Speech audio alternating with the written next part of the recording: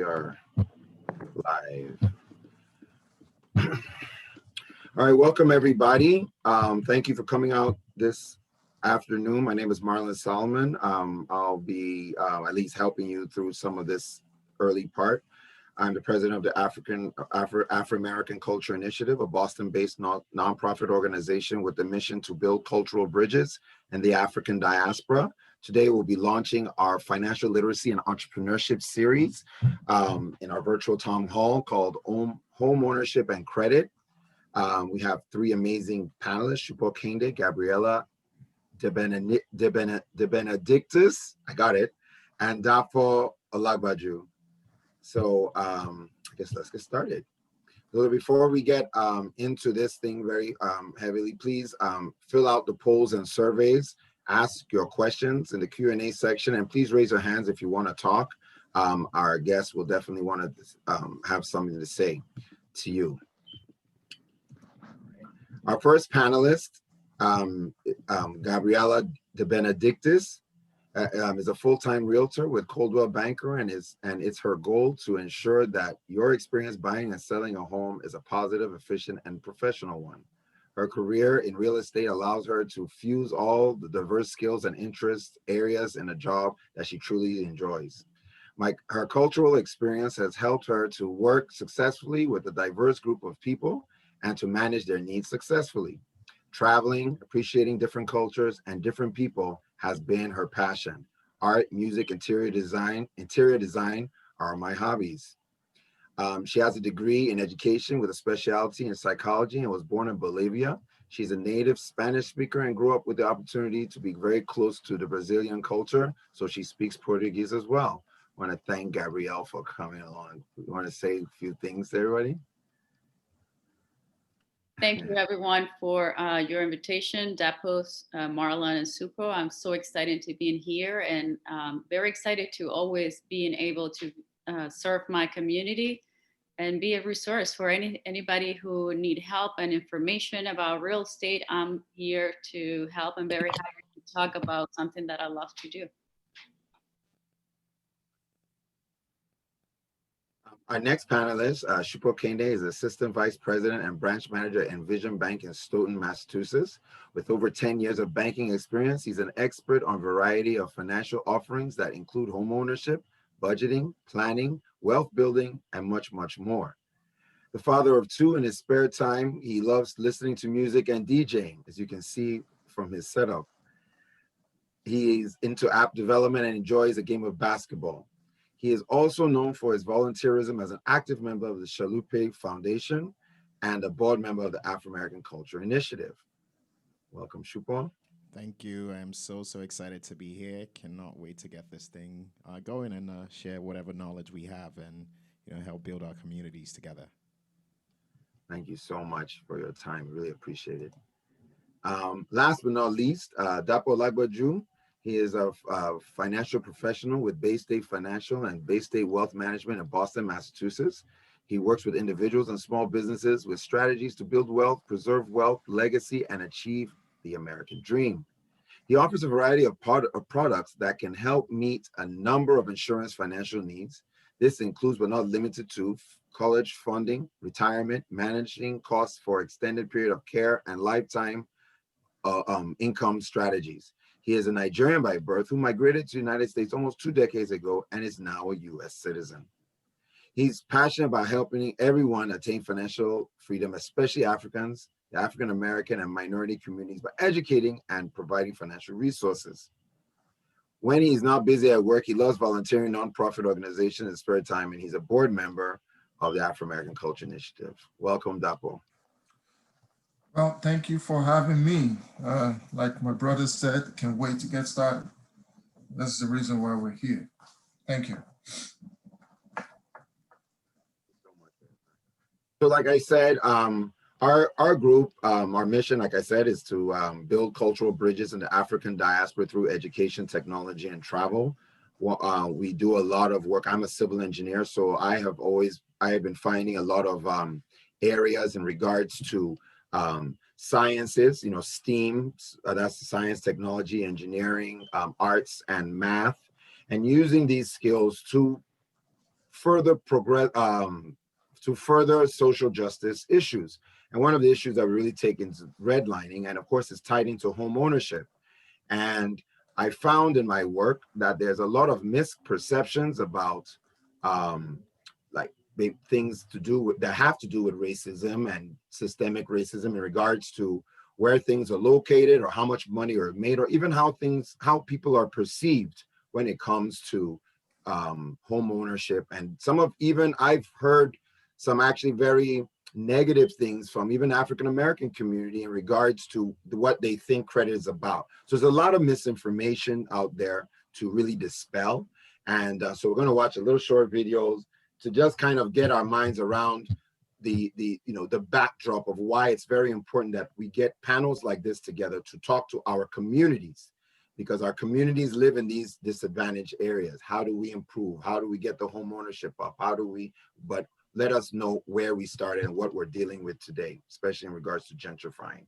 So I'll get started now.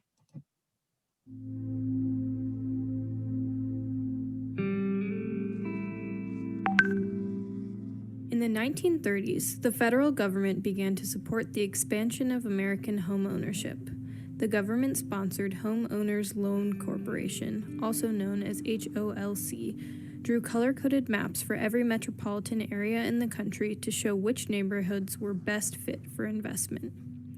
The maps classified neighborhoods by their perceived level of desirability and sought to imply that providing loans and mortgages to people in less desirable areas were unwise investments. HOLC manufactured these maps and based neighborhood desirability levels largely on their racial and ethnic compositions. Neighborhoods home to African Americans and immigrants from Japan, China, Mexico, and countries in Eastern Europe were deemed hazardous and colored red due to their so-called adverse racial concentrations. For example, Area D3 on San Francisco's redlining map outlines the Fillmore District, a historically black and low-income neighborhood that was described in HOLC's report as, quote, a constant threat of undesirable racial infiltration, unquote, to the surrounding neighborhoods. D3 was given the worst grade by HOLC, hazardous. In contrast, predominantly white neighborhoods were given higher grades of desirability, colored green and blue on the map. These grades enabled residents to easily access loans, and these areas saw increased investment. Meanwhile, residents in so-called hazardous areas like D3 were unable to secure loans to buy property or to fix up existing structures. This led to a vicious cycle of disinvestment that greatly impacted the future prospects of these neighborhoods. This racialized system of investment is known today as redlining, named for the neighborhoods colored in red, which were most harmed by this purposefully inequitable policy. This is the original redlining map of San Francisco. Green areas were those deemed first grade or best. Blue areas were those deemed second grade or still desirable. Yellow areas were those deemed third grade or definitely declining. And red areas were those deemed fourth grade or hazardous. By encouraging urban investment in some neighborhoods and disinvestment in others, based largely on ethnic composition, redlining contributed to racial segregation and eventual white flight to the suburbs. It also solidified a homeownership and wealth gap between white people and people of color that persists to this day. Today, U.S. cities are undergoing a profound shift, marked by increased demand to live near city centers, renewed investment in previously disinvested areas, and skyrocketing rental and housing costs. Considering this history of urban investment, we must ask, who is included or excluded within this new era of urban restructuring? Who benefits and who loses? Many of the neighborhoods previously redlined are now undergoing gentrification, a process of neighborhood change that includes economic and demographic shifts in historically disinvested neighborhoods. These changes result from real estate investment and an influx of higher-income residents. Gentrification often leads to improved amenities and resources catering to newcomers and displacement pressures on long-term residents. When long-term residents are pushed out, they are unable to benefit from this renewed investment. Displacement has profound effects for the economic, social, physical, and emotional well-being of families. By contrast, many neighborhoods historically home to higher-income white residents have continued to exclude low-income and people of color, often due to lack of affordability and opposition to the development of affordable housing. The history of redlining and the contemporary processes of gentrification, displacement, and exclusion are so deeply intertwined that it is not surprising that present-day patterns resemble the same outlines of the redlining maps from the 1930s. This is a map of gentrification and exclusion in San Francisco. Orange represents stages of residential exclusion of lower-income people. Purple represents stages of gentrification and low-income displacement. Notice the overlap. Today's gentrifying low-income neighborhoods are predominantly the same neighborhoods that were redlined and denied investment and homeownership in the 1930s. In fact, 87% of today's gentrifying areas were rated as hazardous in red in the 1930s. Similarly, areas that today exclude low-income households by means of insufficient affordable housing or rental buildings are predominantly areas that were classified as desirable in green and blue in the 1930s. In fact, 45% of today's exclusionary areas were rated as lower risk in green or blue. Understanding the history behind current urban challenges is both sobering and instructive. Current conditions were shaped by decades of purposeful policies and practices with an intentional focus on race and ethnicity. Today's solutions must take a similarly long view and racial lens to make meaningful, equitable change. Visit urbandisplacement.org to learn more about our maps, resources, and research. Yeah, so that video, as you can see, ties in what happened in the past. And even though what's happening now in terms of gentrification isn't meant to be racial, because it's going on the outline of what was done in the past, this is what's happening. And it's happening in my area as well. So, and then now I just want to do a little quick video about predatory lending. And the reason, this was about 2 minutes, very short. But the reason why I wanted to show this, because I know that in communities of color, back in those times, people were taught very wrong things about credit. And in fact, I've seen people that actually said, don't ever get a house, don't ever get a loan. And these are some of the ideas that we want you to not, to think of. If you're thinking like that, that's fine. But we have people here that you can ask questions to satisfy whatever, any fears you may have in regards. So this just shows how people get in the credit trap. Colorado may be a landlocked state, but that doesn't stop payday loan sharks from preying on our hardworking families and on people getting by on fixed incomes. Let's be honest, nobody ever expects to fall for a scam. No one chooses to get caught in a debt trap, but life doesn't always go as planned. Take Alejandra. She's a single mom who works 2 minimum wage jobs just to make ends meet. But one morning on her way to work, her car breaks down. She needs her car to get to work, but it's going to take some creative budgeting to come up with the cash. For Coloradans like Alejandra, a payday loan might seem like a quick and easy solution. With signs like, "Fast cash now, instant approval, no credit, no problem." But there is a problem. These loans are designed to be easy to get into, but much harder to get out of. Let's say Alejandra takes out a $300 loan, thinking she'll pay it off and get out. By law, she can take up to 6 months to pay it back, but at an annual interest rate of 184%. If you think that sounds crazy, you're right, but that's what these loans can cost.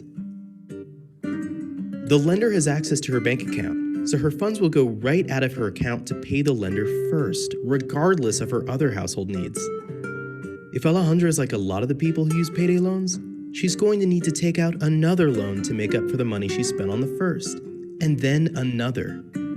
Before she knows it, Alejandra is likely to find herself trapped in a cycle of debt that's very hard to escape. Insane, right? But right now, it's perfectly legal.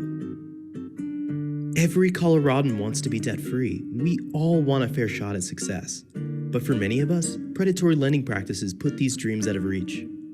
Help us ensure fair, transparent lending practices for Coloradans by clicking the link in the description or visiting www.generationlatino.org.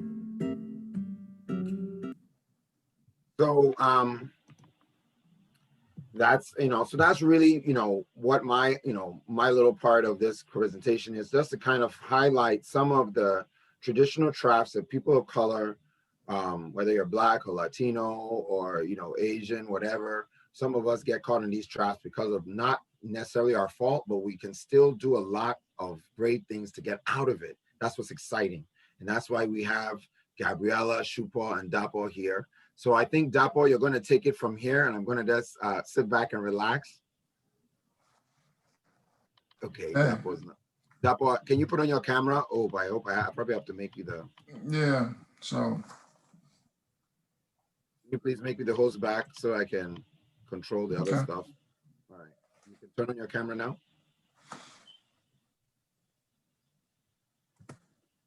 All right, excellent. Great. Help me There make you are. the host back and you can talk.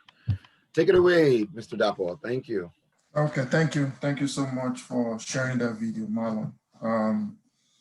So I guess my first question to, I'll probably go with Gabriela, because obviously you're a real estate agent and you deal with so many different kind of people from different parts of the world and different communities about home buying, the process of managing their credits. So what would you say to people that feel like they don't have enough? And what are the other opportunities out there for people that are looking to buying a home? What should be the process? What should be the process? Okay, thank you again for the invitation. So what I'm going to say is, and going back, trying to go back to and pick up on the videos that Marlon just showed to us. Were amazing, love them. So it's no such a thing like you cannot buy a property or it's not good to buy a property. If you think, first of all, of the people who have a lot of money, is because there has been owning more and more properties. So real estate is always a good investment, and start to invest on yourself to own your own home where you live is the best thing you can do. And yeah, we don't hear many people say that. It's true. And I don't know why, but I think as a real estate agent now going into it, and I also do myself investment properties, and it's a good thing. There's nothing wrong with it. It's just that you just have to do it right. And the first step I'll say that you have to do it right is put in order your finances. Start organizing your finances on the way that you can go to become an owner of a property and work toward your way to your ownership. So the first thing you have to do, of course, is to start to figure it out. You pay, if before you own a house, you rent a property. Whatever you live in right now, you're paying something for that property. So you're renting, right? So start from there. Okay, this is my budget. This is how much I own. I mean, how much I get in my income, how much I pay for my rent, and how much money I use in my everyday living.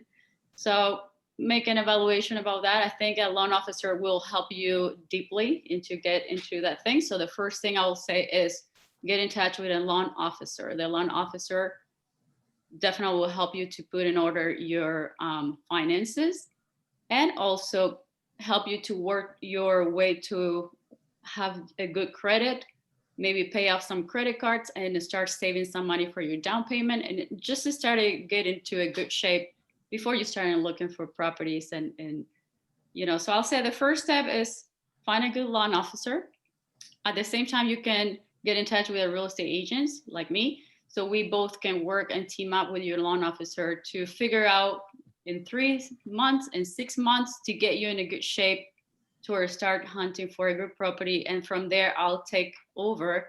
And my part of the job in this team is to get you a good deal. Make sure you're purchasing a property that, well, you're doing a good investment and it's not getting you in a tight situation where you will feel, like you are purchasing something that you cannot afford later on.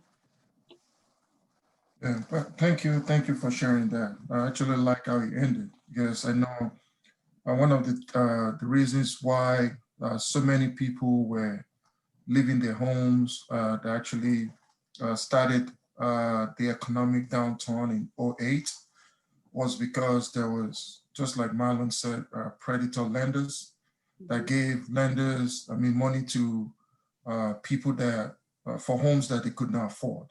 Correct. And that happened a lot in the minority communities too, because there were so many people that actually left their homes. And my question to my brother Supo is this. You're a bank executive, and we have so many stats out there of how obviously home ownership is like a key part of wealth building. And when compared to average to a renter, their wealth is probably about 5,200 compared to someone that owns a home to the tune of about $2,000 and $31,000. So how can we in our community, Black, African Americans, Africans, Latinas, foreigners that are trying so hard to enjoy the American dream, what can we do from your own standpoint to start connecting with the right bankers, to be able to work with them, to be able to eventually now connect them to Gabriela to own their own home? So I think it's important as a very, very first step to understand the concept of credit, understand what it is, how it impacts you, and what you can do with credit, because we have so many misconceptions in our communities, both culturally and financially. I come from a community where cash is king. Like, if you don't have the money for something, don't even look at it. But this is a different environment, and unfortunately, strong credits, fortunately or unfortunately, I should say, strong credit is one of the keys, like you mentioned, Dapo, to building wealth. Now, as far as connecting with the right people to give you access to those resources, reach out to your community, your churches, organizations like Afro-American Culture Initiative, the Shalupe Foundation, people like Gabriela, doing her thing in the Bolivian community. Those are all great resources to just kind of connect you to the right people, so to say. Also, your banker, that should be your best friend after your family is, I say two people you never lie to, your banker and your loan officer. Like, do not ever lie to those two people. They'll find it out. Lay all the cards on the table, because we are here to help you. Exactly. And I come from a culture, within my company where, if you don't feel comfortable working with one person, there's tons of other people that we can partner you with. But our end goal is to get you the results and provide that financial help that you need. So, in summary, first, understand what credit is. There's so many resources. You can go directly to the credit agency websites. Afro-American one, I believe we'll be putting up some slides after this that'll just kind of touch up on how you can educate yourself on what credit is, and again, connect with your community, connect with your bankers, and take that right first step. Yeah, I like what you said about credit, because even for me, dealing with our people, it's funny that when it comes to giving out information, they always hold back on information. And it is when you now get to the end point of processing the whole information, then it comes back that, okay, there's a red flag here. What's going on? Absolutely. Gabriela, and I'm sure you can relate to that. 2 days to commitment, and it's an oops, and hey, why didn't you tell me about this 3 months ago? So exactly. And I think it's very, very important in our community, because you cannot, just like you said, you cannot be lying and thinking nobody's going to find out. Somebody's going to give you credit to buy a home. Trust me, they need to know everything about you. They're not just going to give you the money because you look good you drive a good car. It doesn't work that way. And I think that's one of the things we need to do better in our community. Because plus, I think it's also good to mention that part of the crash of 2008 was from people being able to withhold information on one hand, and two, on the banks being able to ignore the red flags on the other hand. So regulations have tightened a lot, and most loans that we see now are very, very strong, good loans. So yeah, I just wanted to throw that out there. That these. Yeah, thank you for that, because I did not know about the other part. I did not know about that. The person looking for the loan has to actually, like, he didn't have to disclose everything. I knew about the predatory lending part, but I didn't know that they also had lax. Okay. Yeah, absolutely. Go ahead, Dapo.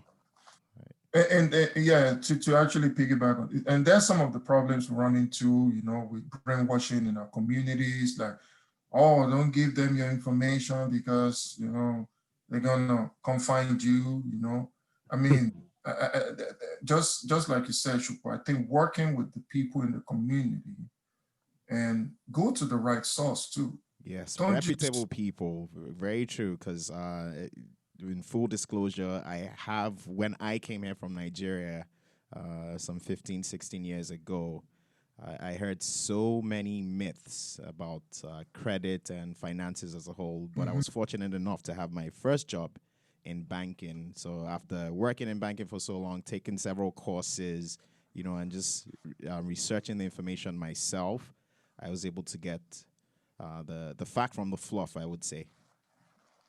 Can I ask a question to Gabriela? I wanted to know, how do you find these same misperceptions and things in the Latino community? Yes, correct. Even the Americans, I think a lot of people, our community, first of all, South American community is just like Super said. We are like, if we don't have cash, we don't go out shopping. But here in America, you need good credit in order to own. You just need to be a good manager of your credit and how you're going to purchase. So we need to change that mentality. I can purchase now, even if I don't have the full amount of the purchase price. I just need my down payment and work my way, to discipline myself and have a good information. So I keep a good credit, a good amount of cash, and also figure out how don't get into the trap of paying so much interest for that credit. So I need to shop for my money, do a good, before even I go and start looking at properties, you have to do two good shopping for your money, which means get a good program. How, get all the information you need from your bank, your loan officer, or at that time of you are looking, what are the programs right now available to me? Which one is the best fit? 3% down, 5% down, even 20% down if you want. Put as much cash if you want, and then figure out your interest, your payment. When you figure that part out, then you're ready to go and hunt for a good deal for your house, So yes, the perception of Latinos is the same. If you don't have cash in your hands, you cannot go and buy. But it's I think it's a very good cultural thing. I think it's very good, because at least we're not in debt. We may not be able to buy a lot, but we're not in debt. Right, exactly. It is a good thing, because we learn in our cultures to don't spend too much. And I think that's a good habit, which Americans are the other way, to spend too much. But we can come up to America and have also the American dream of ownership. We just need to know how to balance, how to get a good credit and how to work my way with the credit cards and all that kind of things. So I just have to be disciplined and don't fall into debt. I mean, I think Afro-Americans and Latino, we have a good, background that can help us actually to come out to a financial freedom quickly, most than Americans, because we are very disciplined in saving and managing. Exactly. Just need to know the system of North America. When you have no safety net, you have to be very wise with your money. Hear that there's, they can get you out of this. That's why you feel relaxed. That's what you're saying? Yeah. No, it's funny that you said that, Cash, it's crazy. I've had clients that are Africans that sometimes when you be like, we can move your money from this location, reposition it into this another fund or another department or another portfolio. The first thing they tell you is like, I like seeing my money close by. So wherever you're moving it, am I still gonna have access? And I always tell them, you always have access. It's just doing something different in a different portfolio. You know, and it's funny that you said that, Gabby, because I think to us, cash is like, we like to see our work. And even if the cash is not doing much, which I totally don't agree to, you know what I'm saying? Because there's something called inflation. It devalues your money over time. So sitting on cash can really hurt you down the road. You know, but that's a different topic. You know, so well, I mean, it does tie into this, because that's another huge myth that we need to clear up in those communities. And piggybacking off of what Gabriela said, you know, cash is king. If you don't have the money, don't buy it. One would think that very mentality would help us be more embracive of credit, because I mean that's the best thing you can do when running unsecured lines of credit. Is you already have the money to pay for it, go ahead and throw it on that credit card and take care of the bill right when you get it right away. Yeah, exactly. That's one of the best things you can do for your credit. So where's the disconnect? I think it's just the way we've been taught, because and I'm not here trying to expose my clients or anything like that. I've had clients that has like about $20,000 in their bank and they hold a car for like $10,000. And it doesn't make sense to me. You know, why not? You've paid it for like maybe 3 years down to 10,000. You understand? I mean, you can decide to pay like in 2 installments, like 5,000 and then 5,000 to take care of it. Because the money sitting in the bank that's, you know, earning you less than nothing, and you're paying a higher interest on the car note. Sometimes you have to kind of wait in a way to see what, I mean, to me, value to everybody is going to be different, you know, but I mean, it's just knowing what the value of your money is worth before you start. I mean, I'm a big believer in credit. Managing it is very important to me. Absolutely. I think people, like you were saying, Supo, when I first came in, my auntie would be like, don't ever get credit. Don't ever get credit. Because they had a bad experience. Credit cards trauma, and the predatory lending. It stalled me from building credit early. You know, it stalled me from building credit early, because the thing about it is like, having a credit card is not bad. I mean, there's some things you can, I mean, take advantage of using the credit card, but you have to understand how to use it. Yeah. You have to understand how to use it. And I think this is so. Go ahead. Yeah, go ahead. No, I'm done. Go ahead. I mean, for the listeners who may or may not understand what credit is, I think it's important that we just kind of throw it out there and, in our own words, what we understand credit to be. So in my words, credit is essentially a rating system that tells people who don't know you one-on-one how much of a risk you are. Basically, it's a way to calculate risk on an individual, right? So beyond being able to purchase things that you may not have the cash up front for, credit actually saves you money in the long run. And I'll use an example that I tell all my clients. So you want to buy a brand new car, $20,000, right? The Toyota, Honda, whatever. You go to a bank will have a little bit of interest rate based on the market, 2, 3, 4, maybe 5%. But if you have that great credit, the car manufacturer would actually offer you a 0% offer.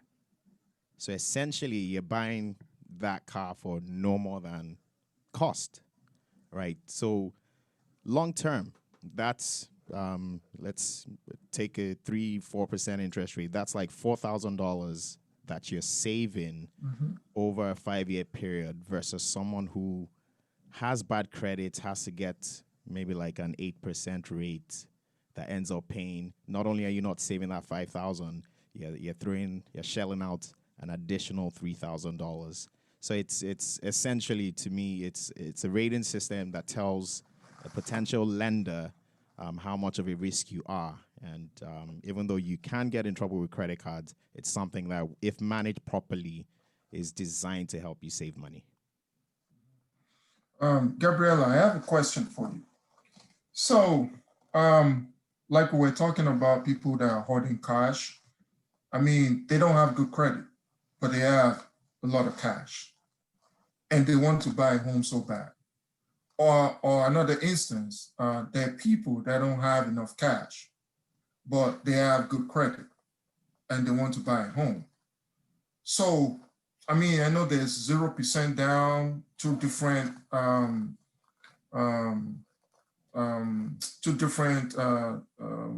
Programs, programs that are out there. I mean, normally, how would you advise people to kind of go about it? I know everything has its ups and downs and all that, but how would you advise? Because honestly, I think everybody should be trying to get a home. right, I think that is the first thing you should try and do. Get a home, right. you know. Yeah, correct. Like I said in the beginning, to own a property is a good investment. You just need to do it right, right? And how you do it right, like the first thing you need to understand, like Supo was saying, credit is the system of North America. That's how this country works. Everything runs by a credit. Your credit score will tell you how much power you have to purchase and how much you can afford. In fact, you have good credit, you will have better programs, better options, better offers from the bank to lend you money. Because I think another word to say you have good credit means you're a good management of your money and you understand the system here. Mhm. So we are willing to give you more money and even for cheap interest. So you need to learn that, yes, to purchase anything in this country, a home and a car, you need a good credit. So how to work your way to having a good credit, right? That's the thing. Number one, I think that everybody needs to get into it. I think everybody should have the desire to own a home here in America because it's a great investment. When you do it right, you can get out of that loan quickly and you can start to use the equity from your home for many things. So just think, I mean, anybody who is a successful, a person, have a lot of money, the first thing they want to do is purchase property, real estate. So it's good. So for people who, going back to your question, Dapo, people who they have bad credit and want to purchase and have cash, see the balancing in this country. You need a good credit in order to have a better deal for your money, even if you have a lot of cash. I mean, unless you have the full amount of the purchase price, with depend if you're going to look in a condo or a house, the price will vary between $150,000 to $350,000. So if you're sitting at $350,000 for a single home, then yeah, you can purchase, you own the property. But like Dapo said, you're going to be sitting in all that much money, even when you don't have a payment. So that's another step that Dapo can talk to me. I love to talk about that too. How to own a property. Let's say you have $350,000 cash. You own a property. Are you going to be sitting in $350,000 just to sit on it? You have equity here. You have power to do more with that money. So that could be another chapter, but that's another good point. In this country, I think the system, we are into credit line is about how to play that system on the way that you keep always making money. You can make money by owning a property, right? And comparing to our cultures, I think in our cultures, we don't have credit. Our countries have that problem. We have cash, but we don't have credit, right? So here and the other side, let's say you has been working over your credit and you don't have any cash. Well, you can start to work your way to it. you can, let's say you have been paying well your credit cards, you have a good score. Well, maybe just work yourself into like 3-6 month period to save some cash. These programs, they're as low as 0% down or 3% down to give you, a loan so you can purchase a home. When you purchase. Wait, so sorry. So you're saying that there are programs out there, like if you have a good credit, that gives you an opportunity to put 0% down on a home? Well, if you're a first-time home buyer, you have a good credit, and it's different. I'm not a loan officer, but I know I can speak to that. Yes, let the loan officer speak. Yes, there is a program. One popular one I know of is called NACA. It's a neighborhood. Oh, okay, I forget what it is, but there is a 0% program. They put you on a timetable, usually for like 6 months to a year. They watch your habits, and they get you into the home. And actually, that program is actually for people with bad credit scores as well. NACA is more particular on your budgeting and your spending habits and how you pay your bills from the point you intake with NACA to you actually purchase the home. So with that said, Supo, NACA, would you subscribe to people to not wait and use that process to get into owning a home, or what would be your suggestion? Especially people in our community that would rather buy a car before they even pay their rent or things like that, It's half and half. NACA is not for everybody. One of the biggest drawbacks for NACA is you can only own one home with their program. So if you wanted another home and you wanted to go through NACA, you'd have to sell your existing home. So if you're looking for long-term wealth building, owning multiple properties, it's probably not for you. Wait, can I ask a question? So what are you saying? Yes. Can you please explain that? Because you're saying that once you own a home with NACA, then you cannot. So what happens if you have two homes, or what? You can just own a home. You cannot start paying for another home with a NACA. That's the way their contract is structured. Even if you have the cash to buy another home outright, you cannot own another home just under their program. So it's not for everyone. If it's something. So what about if you pay off their own loan, then you're free? You could do that. Well, I think what he's saying, Marlon, I understand what he's saying. I just was asking that question. Oh, so if you own the house through the program, through NACA program, you can go through another bank to own another home. If I'm getting you right. No, that's what he's saying. You have to pay off NACA. Two things. So the NACA contract says that you cannot do that. Two, when you go purchase your second home and they run your credit, it's already going to show on your credit report that, hey, there's a lien on this property here. And if it's your second home, the rates are different. If it's an investment property, the mortgage rates are different. So your purchasing power reduces further unless you've stockpiled a massive amount of cash or, your income has. I have an idea. What about if you open up a company, then use that company to open up the thing and to buy a house? Wishful don't turn this into fun. I'm just trying. Hey, that's a question. I'm learning from the experts. I'm going to ask my question. Maybe the community will agree with me. Yeah, go ahead, Gabriela. I just want to ask a question, or maybe not a question, but just more to clarify for everybody here for Supo, who is a bank expert here. So I know and I understand every loan has its policies that you have to follow. So for example, trying to address Marlon, that's our community. We want, how do I pay the pass? How do you bypass the system? Right?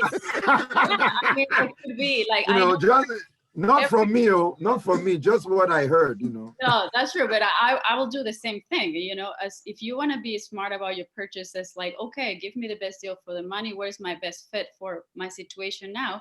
And also, yes, how can I get out of this loan quick? That should be like the next step. So for any program, you always ask, what are the policies, right? Super. And since we're talking about NACA, what are the policies? How many years do I need to own this property until start to can own another property? Or also one of the other good questions, can I, when I'm gonna sign into this program, can I do extra payments to help me out to pay quick my mortgage? Or if it's a 15-year or 30-year loan term, you always need to know all those policies, because otherwise you can feel trapped for 30 years. Absolutely. You know? Absolutely. So, okay, I want to feel free to do more than one payment a month if I can. That's a good So the question again is for Super. If we want to, I mean, I don't know. So NACA, I can't remember the exact number of years, because the way the program is structured is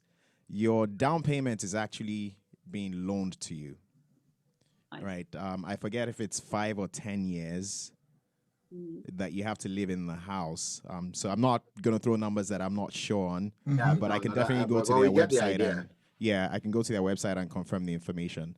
I do know that there's no prepayment penalty. So if you wanted to pay extra and pay it off sooner, you could definitely do that. That piece I'm sure about. Okay. That is a very good one. What are the other programs out there outside NACA that people can take advantage of? So there's any other programs? FHA, which is one of the most popular ones. That down payment's usually 3.5%, I believe. On single family units. On multi-family, it could get up to 5%, up to I believe 5 units. If it's more than 5 units. So sorry, what is FHA, if you can break it down? It's Federal Housing Authority. So it's a government-backed loan program. Those are generally the ones that give you the least down payment options. Right. Another program for the savvier investors and those who have cash is a conventional mortgage. So with that, you put your 20% down. You know, you have less of a mortgage. The rates are usually slightly more attractive. So each situation is different, and kind of like we started with, Gabriela started with, I should say, get in contact with the loan officer, get in contact with a realtor, and they'll look at your unique situation and tailor an outcome based on your needs. So it's not a one-size-fits-all approach. I like that. The other thing I also wanted to ask, since we're in this line of thought, is most people, obviously, you guys are the pro, Gabriela and Supo. Most people will be like, oh, PMI is bad, PMI is not good. So what are your thoughts, and how can you explain that, Gabriela, PMI? Well, I'll say go to Supo first, and then sorry, he's Supo. the bank owner. Okay, Programs. So, like I said, in general, you need to know what the policies you're getting into it for every, shop for your money. Shop what is the best program that fit to me, what the policies are, depending on what your intentions are. If you don't have intention to own more than one property, pay slowly. I mean, it depends. You have to come up with your strategy. So, but I'll go back to Supro and that. Okay. So PMI is private mortgage insurance. It's basically the government backing the loans, telling the banks that, hey, if Supro defaults on this loan, we have insurance to cover you guys, right? So your upfront investment to Supro will not be lost. Right. That was what the redlining was based on. That's what they were giving. Like government-backed loans was basically what they used to. So the redlining said we're not going to back that loan, and then the green line said we're going to back that loan. That's what I think you're saying. I didn't catch that from the video. Perhaps it was when I stepped away or something. But yeah, it's basically the government backing a portion of your loan, saying, hey, if this person defaults, I will, I'll cover. The government will basically pay off the banks. That's essentially what it is. PMI could be good for some. It could be not so good for some. And I'll give you a scenario. So a PMI-backed mortgage would generally have a slightly lower interest rates than, say, a mass housing loan. Interesting. The drawback though, is you're paying into that insurance fund for several years. So the short term outcome of you getting a PMI backed mortgage is it increases your purchasing power, right? So you're able to get into a house that you normally would not have been able to afford based on a slightly higher interest rate. With that being said, PMI is not something that you pay forever. And on an average, PMI will add anywhere between $200 to perhaps $500 for most mortgages on top of your principal and interest payments. Now, once your house value appreciates to a certain level, that PMI goes away. So it's does he have a percentage, or is it what do they look at before that goes away? So I believe once you have, I forget the actual figure, your equity has to be, I think once you get to like 80%, don't quote me on that. Actually, you know what? I have a computer right in front of me. I can look up that figure. Okay. Because these are some of the things that. Oh, okay, yeah. These are some of the questions.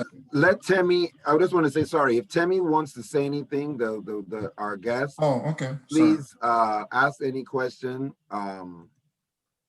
Go to the chat, or I can also I can allow you to talk if you want. Yeah, so I was right. Once your loan to value is about 80%, then your PMI goes away. Okay, that's because these are some of the things that in our community, people don't go to professionals; they go by hearsay. Oh, they say I cannot do this. They say that drives me insane. That just go to a professional. It doesn't mean the first person you go see should be the person you continue to talk to. Absolutely. And even us, like we could be giving you wrong information. You can cross-check everything we're saying. Exactly. Verify professionals. Yeah. Don't be that person that goes to your marketplace, especially in our community. Oh, the woman that sells fish, or the woman that owns a store, small business, tells me owning a house is a bad thing. Government will do. No. Please, it's huge. It's very important to actually have us own properties in this country. Absolutely, it's very important. We talk about legacy every time. Those are things that can easily pass on to generations upon generations, and that can continue to fund education for generations upon generations. So and those are little ways. Yeah. We talked briefly on loan to value. Do you want to just kind of speak to that? A brief overview of what that is. Loan to value. So you said it's about Gabriela too, or I could speak to it as well. Yeah, please. Only because I like where you're going with this discussion, as far as like building wealth and leaving a legacy for your children. So a loan to value is basically how much of a loan to the actual value of the thing that you're borrowing. So simple, very cliche. Literally, that is what loan to value is. So say I have a $1,000 loan on my house, and the house is now worth $5,000. It's a function of how much I owe versus how much my house is actually worth. Mm-hmm. That difference is called equity. And that equity is what a lot of people who are building wealth through homeownership take advantage of.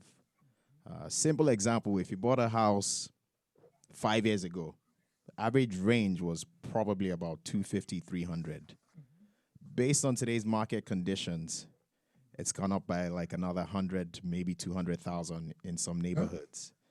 So that's easily an extra $200,000 to $300,000 that you've made on your initial investment on the $200,000 home you bought 5 years ago. So definitely something to think about. Like you said, it's a great tool to build wealth and leave legacies for your offsprings. Yeah, thank you so much for actually bringing that up. I'm very big on legacy. And that's some of the things I see as an area of need in our community, because the Latino, the African American community, even for most of us that came from Africa, I mean, some of our parents built something that they left, like my wife's family, they have like a house that's been in their family for over like almost like 5 decades. And it sent all their kids, their mom, every one of them to college in America, not in Nigeria. So sometimes when you think about that, you know, we don't really understand how money compounds, you know, when it comes to owning your own property or investing, you know. And like you said, it's easy for you to build equity than for you to save that money, put it away. Like you can't save that money in the amount of years that your equity is going to balloon and save the same exact money. It's not possible. And most people don't even earn that amount of money in a year. Yeah. You can definitely afford to we finance can a do that. $200,000 home. Because things always happen. You know, there's so many situations that happen in life that changes the course of what your goal is, you know, because it's not like, oh, I plan on retiring at 50, that life is just going to be so smooth till 50 that you're going to retire. There'll be times that your family will need you to support. There'll be times, things always happen. But as the market continues to go up and down, your value of your home, the equity you build, continue to go up. So even now, you want to invest in another property. I mean, Gabriela can speak to this. You can now use your equity to also be the leverage that you use, or you can even use your home as a collateral if you want to go that route. So there's so many opportunities that provides, you know. I know that there's been a lot of questions, but can somebody please answer the number 3 like very clearly? Because I think we've answered it in different parts. I just wanted that if somebody was listening to the thing and we just cut out these like the next 3 or 4 minutes, it would be clear all the steps you need to buy a home. Like what are the process? What's all the steps? So I think Gabriela did touch on that already, but I can just kind of rehash it. So really the first step is to start with a loan officer, right? Figure out what your purchasing power is. Actually, let me backtrack. You know, say that loud, though. let me backtrack. I understand. Let me backtrack. So the first step should actually be having the mindset that, okay, yes, I'm ready to do this, right? Yeah. Yeah, mentally prepared to do it. You've been working on your credit on your own. Or maybe not. Maybe there's some blemishes on your credit, but get in touch with the loan officer. Get in touch with the realtor.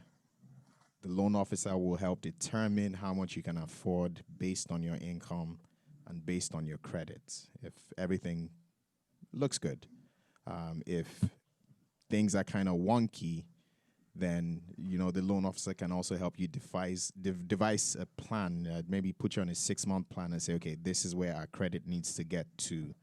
And, you know, once that's done, your down payment is in the bank, your realtors, that should be your next best friend for the next couple of months, right? That's the person who's going to drive everywhere with you in the snow, rain, and sun, you know, listen to your needs, point out the cracks in the walls, and, you know, just help you visualize or rather actualize what your dream home is.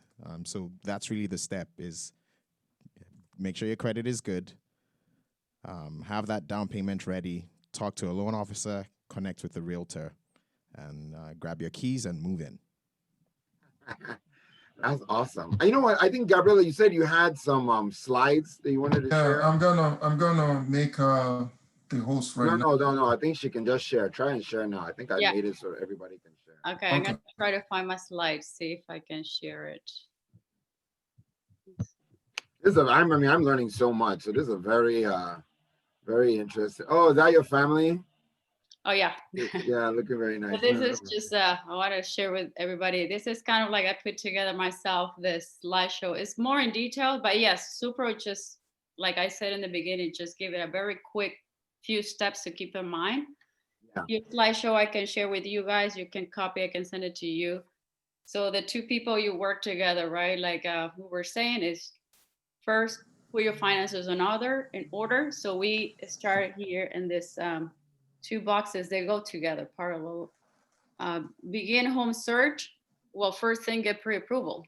Let's know and learn about how much you can afford and learn about your power of purchasing. You don't need to have 100% of the purchase price. You don't need all the cash. You have to work with your credit, right? So that's where the loan officer is going to help you to come up with what is the program, what is the best fit. Then we'll walk through the searching point, making an offer, going through the inspections because you need to know more about what you're purchasing and know the house very well. And then it goes through the process of the paperwork, things that you walk with the bank. And I will be there most like and together with the loan officer to help you the whole process to move forward. The whole thing, it could be between 40 days from the day you start making offers to the day you close your property. 40 to 45 days, that's the process that you have to go through here in America. But yeah, I'll be happy to, if anybody needs to learn and details the process, I'll be happy to talk to them. That's amazing.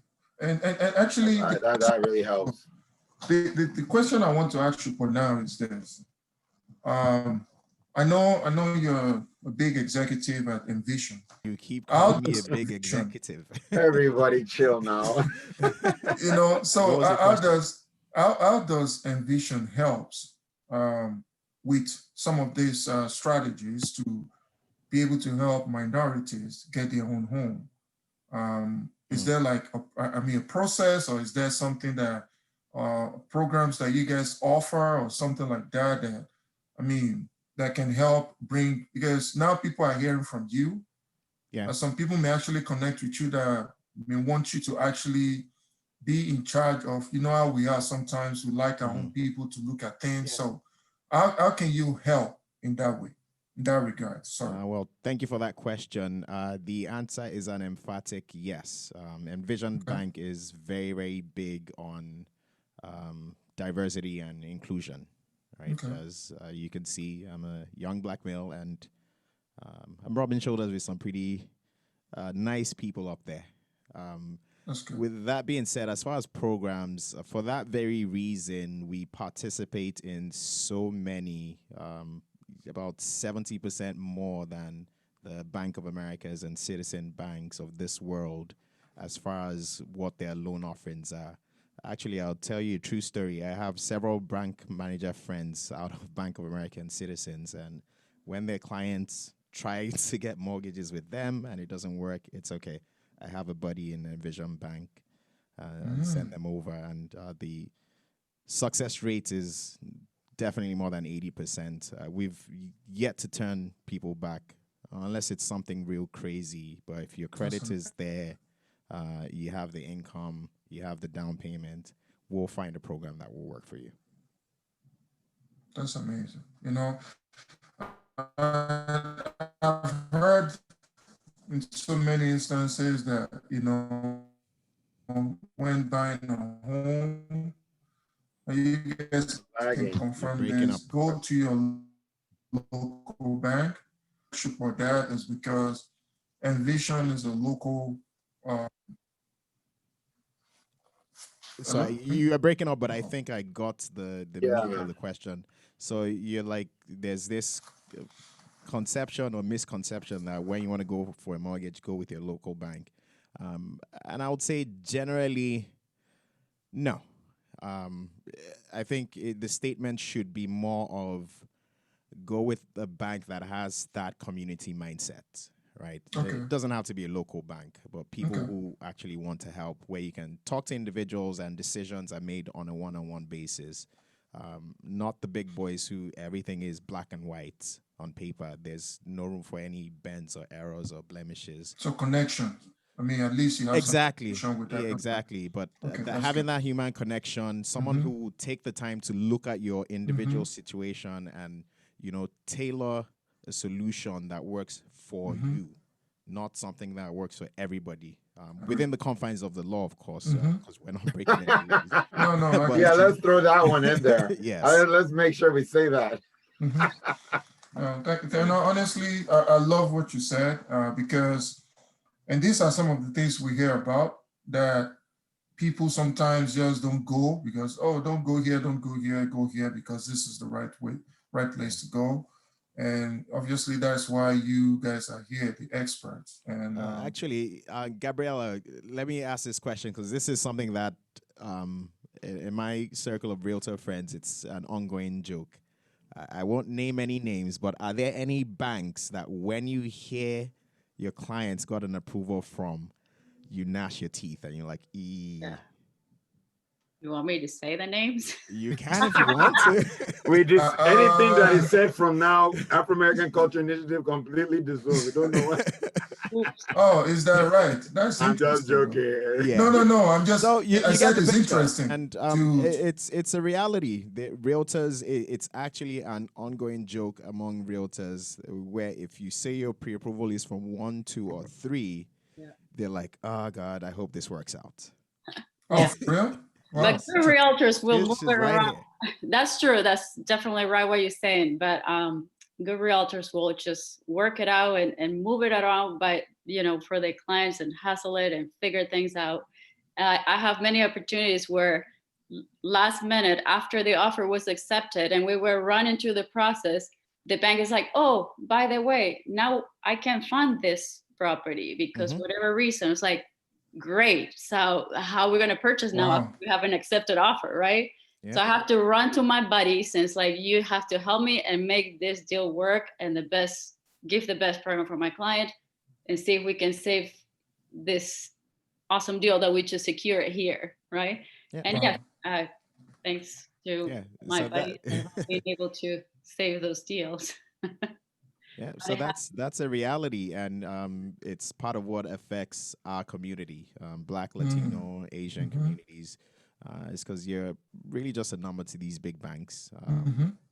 Things drag, and like Gabriela just said, literally days to closing, and you're finding out, hey, we can't fund your loan. It's like, what? I've already dropped 15, 20,000. What happens to my money? Yeah. Like, why did you wait so far into the process where it's too late for me to pull out? And, we see it all the time where our people are scrambling to find last minute financing. That is crazy. Yeah. So are you telling me that in communities of color, these banks tend to be there in that area, or are you saying that it just somehow these banks are tied into communities of color, or is it in their proximity? It's so they are in communities of color. So disclaimer, I won't necessarily say it's intentional discrimination, right? It's just what happens with big banks, right? I'm not necessarily attributing it to race or color. No. I understand that. I'm just saying that their location is there. Well,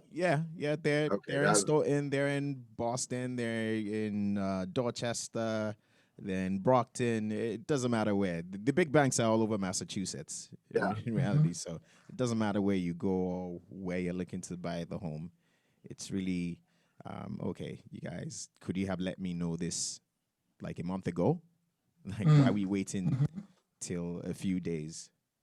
So that's probably where that sentiment comes from of if you want to get a mortgage, go to a local bank. I would say just go to a bank that, has that one-on-one relationship, and, these are seasoned professionals. They do hundreds and hundreds of mortgages monthly, and, if there's any hiccup, they can foresee it way ahead of time. It's not just paper pushing and the computer is shooting out decisions. Shooting out numbers. Got it. I like that though. That's a good point, Supo. And also the good point, because in this process, and this is a process in North America, right? It's not just like my process or the bank process. It's just a process no matter what. As a real estate agent, like my job, if we get into that situation, is because the process here is you have to, through the process, first give a first deposit and then a second deposit. And that's money you're trying to give ahead slowly before you close, before the bank give you the total amount of the purchase, right? So that's the money that actually could be in jeopardy if this big banks say last minute, oh, sorry, we find out we cannot give you the mortgage now. It's like, hey, wait, I already have 2 deposits in. So that's why as a real estate agent, I'll be watching for you process. So with different kind of contingents and things that we can work out in time, figuring things out so you don't lose your deposits. Yep. That's huge. It's crazy. I do have one question because it kind of leans into this. I also wanted to say that after these questions, we'll start thinking of how we're going to wrap it up and say. Yeah. That's what I'm thinking. So according to CNBC here, it says home ownership had already hit a record low of 40.6% in the second quarter of 2019.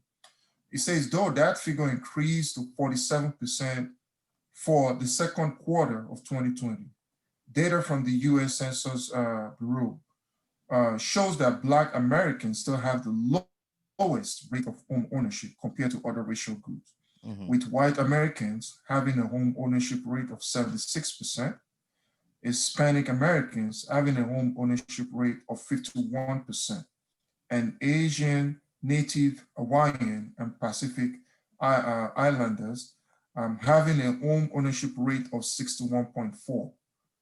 What can we do in the African American community to boost this from at least 47% that is currently at right now?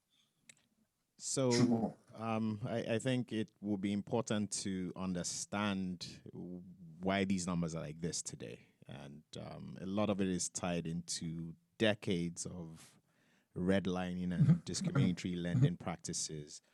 So we're still, unfortunately, going to feel the effects for a little bit longer. But as far as what we can do, this is a great first step. Educating people,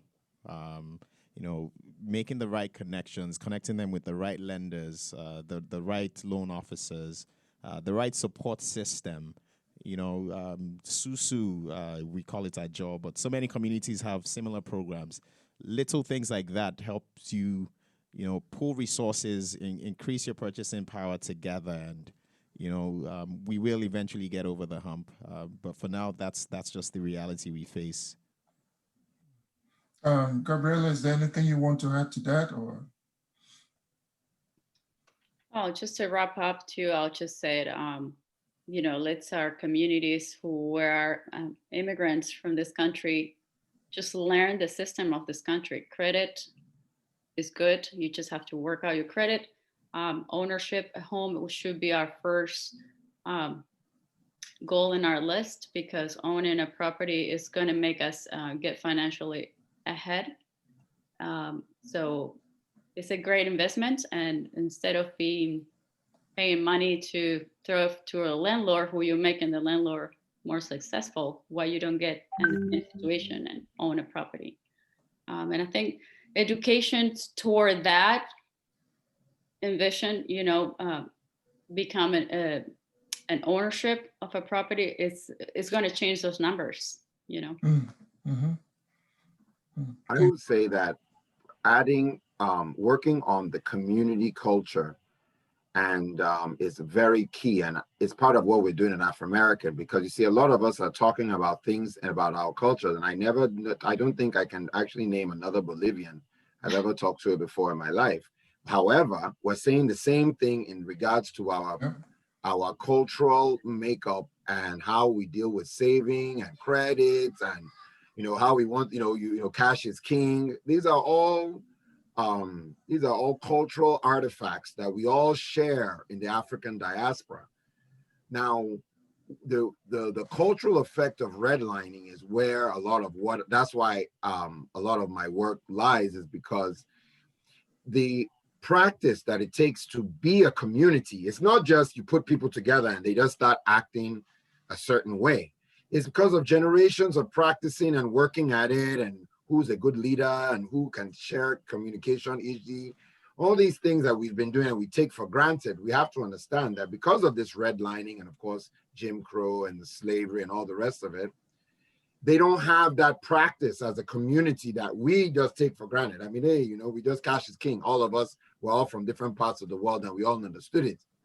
That even that basic concept is not there. How, and then when to tie it into another, I'm doing another webinar on the 10th with Dr. Sarah Suleiman. She's a Sudanese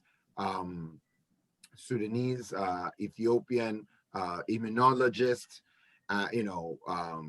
PhD, Harvard Medical, all the great credentials. And what's happened is that the actual fear of white people from the African Americans is so much that they will not do any vaccine. They don't want, because it's Black people were experimented on in this country.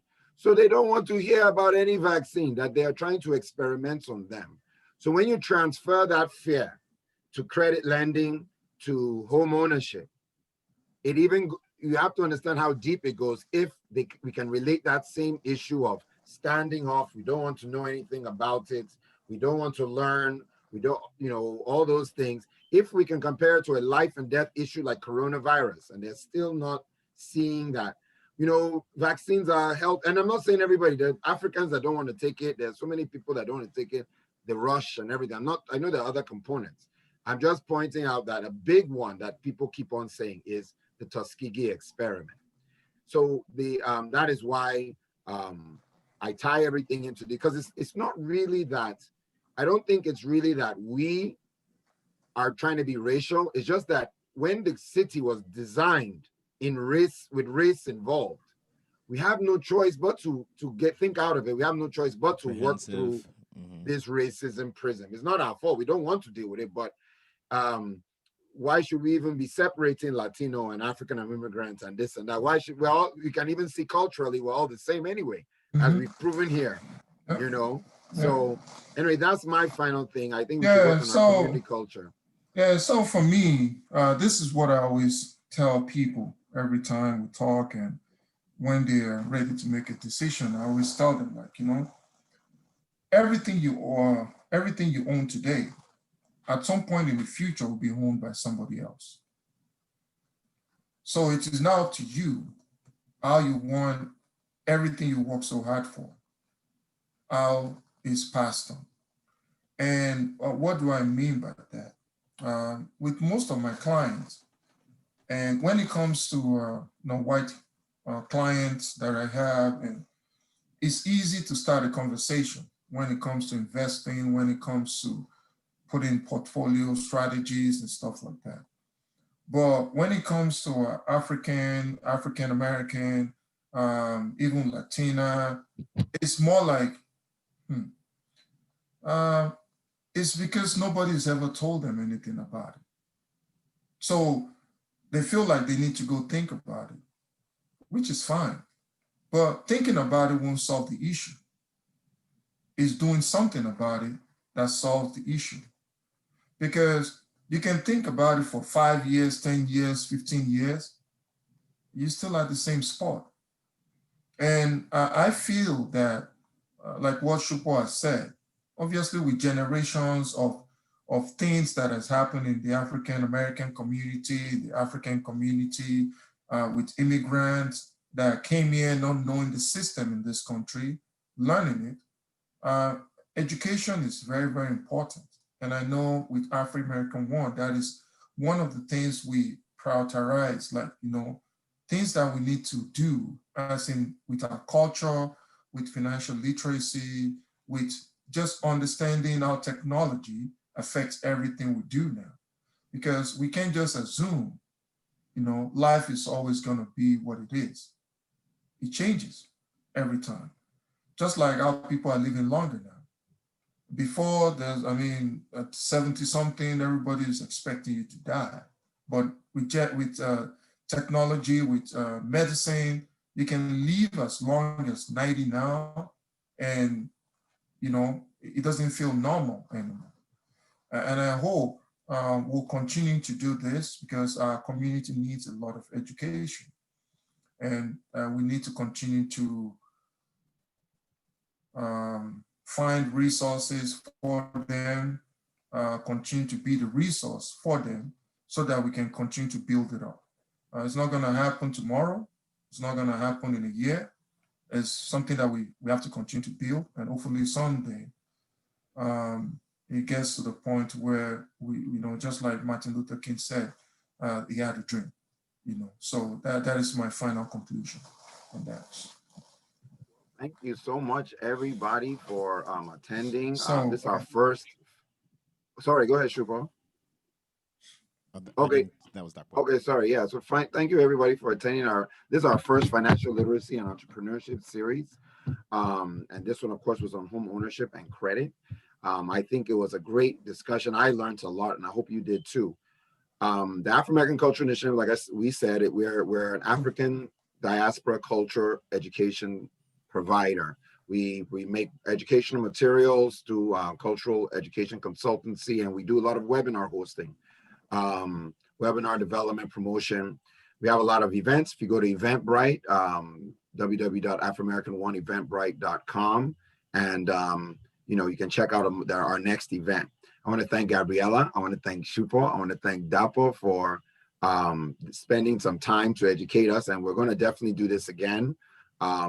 We can think of, now that we've kind of even worked things out a little bit, I think we can also think of how best we can, take this to the next level. Because I think that tying in financial literacy and the culture, because, there's a saying, I love saying, it's show me your budget and I will show you who you are, right?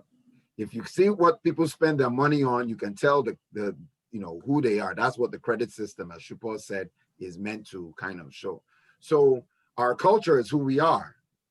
So sometimes we're actually working on changing somebody's culture to be more financially literate. And I think we are seeing that there's a cultural tie. So I thank everybody, and thank you, Tenny. Tenny, did you want to say anything? I kind of, do you want to chat? Please. Yeah. Oh, you know what? She can only chat. This is set up wrong. Did she set up right anything? Yeah.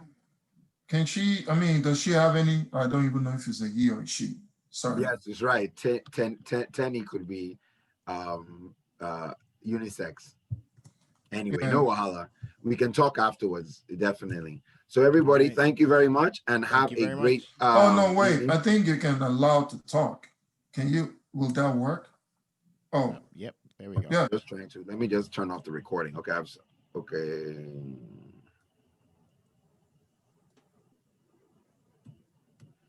You know what? I hope we did record it. Yeah. So, Tenny, I know you've been on. Do you have any questions? Do you have, any concerns or anything that you want to share? You just have to unmute. If you can unmute. Yeah, it's not like, I don't think it works like that because it's not set up like that. Oh, it's not. Okay. Yeah. Okay then. Sorry about that. Okay, it is recording to the cloud. All right, guys. Well, I'm going to, I think we can talk normally now. If you want us to kind of just. No, yeah. Let me just. Thank you, fellas. Gabriela, thank you so much. Yeah, thank you. Is it still recording? No, it's not. Oh, it says recording. It says recording. Why is it recording? Well, it's not. I've turned it off. Record. Well, you know why? Because you are the host. I kept on telling you to make me the host. Do you want to stop?